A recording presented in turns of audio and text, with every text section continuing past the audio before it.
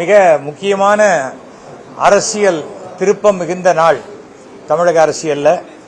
என்னுடைய அருமை நண்பர், தமிழ்நாட்டில் 3 முறை இடைக்கால முதலமைச்சராக இருந்த திரு OPS அவர்கள் திமுகவில் தன்னை இணைத்துக் கொண்டுள்ளார். இது முதல்ல நிறைய பேர் சொன்னாங்க, அதே எப்படி அவர் திமுகலாம் போக மாட்டார், ஏன் போடல, என்ன தப்பு? ஏனென்றால் அவருக்கு உண்டான சரியான மரியாதை கிடைக்கக்கூடிய இடம் திமுக ஒன்றுதான். இன்னைக்கு இருக்கிற சூழ்நிலையில் all roads lead to Arivalayam, எப்படி எல்லா ரோடுகளும் ரோமை நோக்கி செல்கிறது அப்படிங்கிற மாதிரி. ஏனென்றால் மறுபடியும் 7வது முறையாக ஆட்சி அமைக்கக்கூடிய கட்சி வருபவர்களுக்கு மிகப்பெரிய மரியாதையை கொடுத்து, கௌரவத்தை கொடுத்து, அவர்களுக்கு உண்டான இடத்தை, சரியான இடத்தை கொடுத்து மதிக்கக்கூடிய அளவுக்கு மாண்புமிகு தமிழக முதலமைச்சர் திரு மு க ஸ்டாலின் இருக்கிறார். அந்த மாதிரி இருக்கக்கூடிய சூழ்நிலையில் திரு OPS அவர்களுக்கு திமுகவை விட மிக சிறந்த இடம் தமிழகத்தில் வேற இடத்துல இல்லை.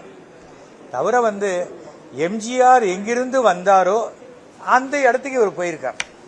உடனே இவர் இங்க சேர்ந்தது பிடிக்காதவங்க என்ன சொல்லுவாங்க, அம்மாவோட ஆத்மா மன்னிக்காது, அம்மாவோட ஆத்மா மன்னிக்காது. இவர் ஏடிஎம்கேல எடுத்தது அம்மாவோட ஆத்மா மன்னிக்குமா? நான் யார முதலமைச்சர் ஆகினா அவரையே நீ எடுத்திருக்கிய, அப்ப அந்த அம்மாவோட ஆத்மா மன்னிக்குமா மன்னிக்காதான்னு யோசிச்சு பார்த்தாங்களா? எப்போதுமே என்றைக்குமே எல்லாரும் ஒன்று சேர்ந்தாதான் வெற்றி அப்படிங்கிறத என்றைக்கு அதிமுக உணர மறுத்துருச்சோ அப்ப அவரவர்களுடைய வாழ்க்கையையும் எதிர்காலத்தையும் தமிழக அரசியலை நோக்கி, மக்களுக்கு செய்யக்கூடிய சேவையை நோக்கி தான் அவங்க போக முடியும். நான் வெளில அனுப்பிச்சிடுவேன், நீ போகணுமே இல்லாத கேட்டுக்கு வெளியே நில்லுன்னு சொன்னா ஒரு கடை தொண்டன் கூட அதை கேட்க மாட்டான்.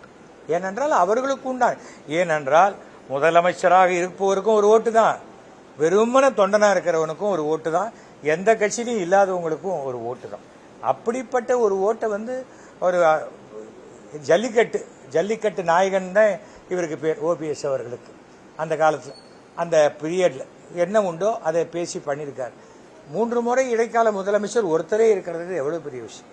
எம்ஜிஆருடைய காலத்திலிருந்து இருந்து, அம்மாவுடைய உண்மையான விசுவாசியாக இருந்து, அப்படியே என்ன இவருடைய அன்றைக்கு என்ன பிரச்சனைனா, அந்த கொடுத்த சீட்டில் கூட நான் அப்படி கம்பீரமா உட்காருவேன்னு உட்காரல. கொடுத்த பதவிக்கு அப்படியே சீட்டு நுனியிலேயே உட்காந்தோன்னு அங்க இருக்கிற சில தீய சக்திகள் இவரை தள்ளி விட்டுருச்சு. அவ்வளவுதான்.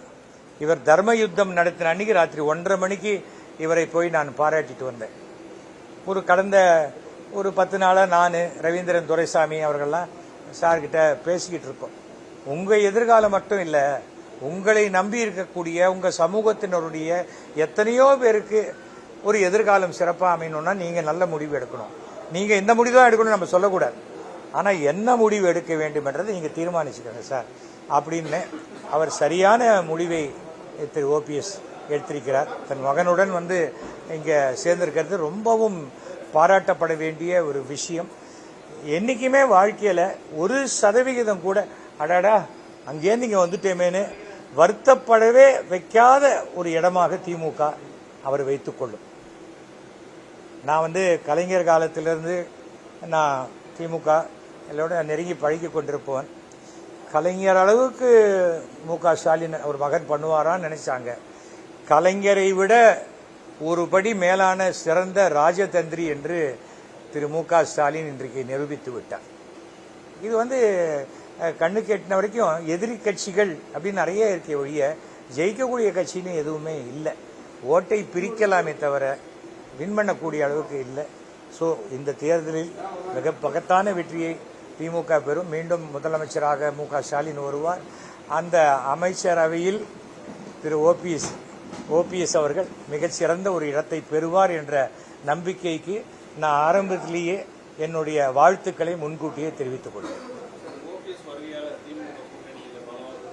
கண்டிப்பாக பலம் இருக்கு. தென் மாவட்டத்தில் ஏற்கனவே EPS என்பவருக்காக தென் மாவட்டத்தில் பெரிய ஓட்டு கிடையாது. ஏன்னா EPS சார்ந்த சமூகம் கொங்கு மண்டலத்தில். அப்படி இருக்கும் பொழுது OPS, TTV, சசிகலா இவர்கள் 3 பேருமே ஒரே சமயத்தில் அதிமுகவிலிருந்து வெளியேற்றப்பட்ட பொழுது அந்த சவுத்தில் மிகப்பெரிய எதிர்ப்பு வந்துருச்சு. அந்த எதிர்ப்பு இன்னைக்கு அப்படியே ஓட் டிரான்ஸ்பராக டிஎம்கேக்கு கண்டிப்பாக வந்துவிடும். பிளே ஸ்டோர் மற்றும் ஆப் ஸ்டோரில் இருந்து பாலிமர் செயலியை QR கோடு மூலம் பதிவிறக்கம் செய்யுங்கள். செய்திகளை உடனுக்குடன் பெறுங்கள்.